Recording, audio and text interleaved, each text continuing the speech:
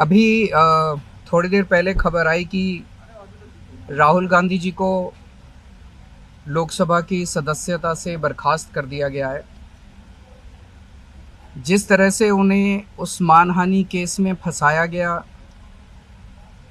Maximum सज़ा दी गई और 24 घंटे के अंदर उनकी लोकसभा की सदस्यता बर्खास्त कर दी गई,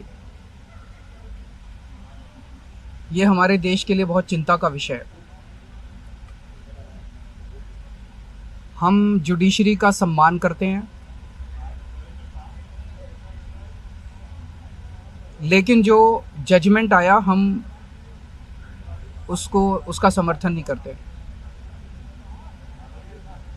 जिस तरह से उनकी सदस्यता बर्खास्त की गई है, वो एक कायराना हरकत है, वो एक डरी हुई सरकार की निशानी है। लेकिन देश के लिए पूरा आजकल देश के अंदर जो चल रहा है वो देश के लिए बहुत खतरनाक है।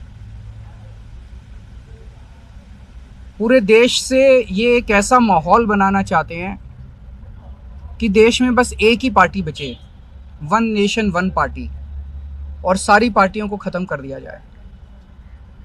ये एक ऐसा माहौल बनाना चाहते हैं कि एक ही नेता बचे, वन नेशन वन लीडर, बाकी सारे लीडर्स को ख़त्म कर दिया जाए।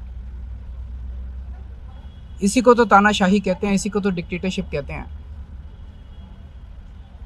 पूरा देश ये देख रहा है। मैं देशवासियों से अपील करना चाहता हूं कि ये भारत हम सबका है, ये भारत 130 करोड़ लोगों का है। हम सब ने मिलकर आज़ादी की लड़ाई लड़ी थी, हमारे पुरखों ने आज़ादी की लड़ाई लड़ी थी, आज़ाद भारत को आज़ाद कराने के लिए। लेकिन आज की जो सरकार है, प्रधानमंत्री नरेंद्र मोदी जी के नेतृत्व में, इस सरकार का स्वरूप अंग्रेजों की सरकार से भी बहुत ज्यादा खौफनाक और खतरनाक है। अब लोगों को सामने आना पड़ेगा, लोगों को सामने आके इसके खिलाफ लड़ाई लड़नी पड़ेगी। अगर हमने भारत को बचाना है तो 130 करोड़ लोगों को एक साथ इकट्ठे होके इस लड़ाई में शामिल होना पड़ेगा। सरकार किसी की बने, कल को सरकार चाहे इसकी बने चाहे उसकी बने, इस पार्टी की बने उस पार्टी की बने, वो ज़रूरी नहीं है। लेकिन जिस तरह से जनतंत्र के ऊपर हमला किया जा रहा है वो सही नहीं है। अगर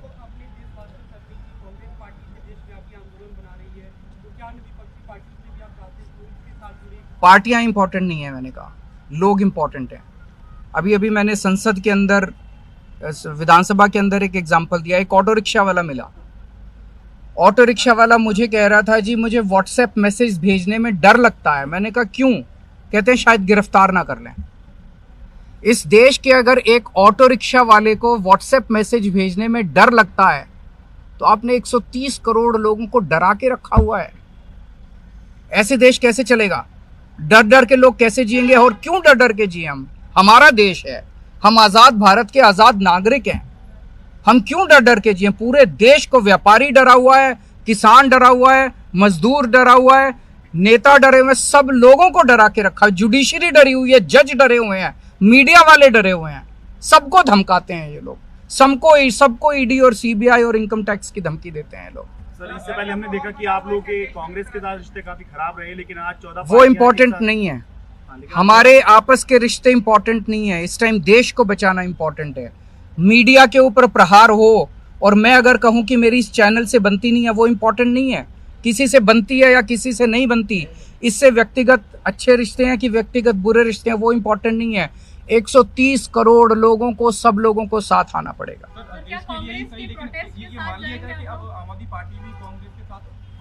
सारे लोगों को साथ आना पड़ेगा। ये लड़ाई राहुल गांधी की लड़ाई नहीं है, ये लड़ाई कांग्रेस की लड़ाई नहीं है, ये लड़ाई इस देश को बचाने की लड़ाई है।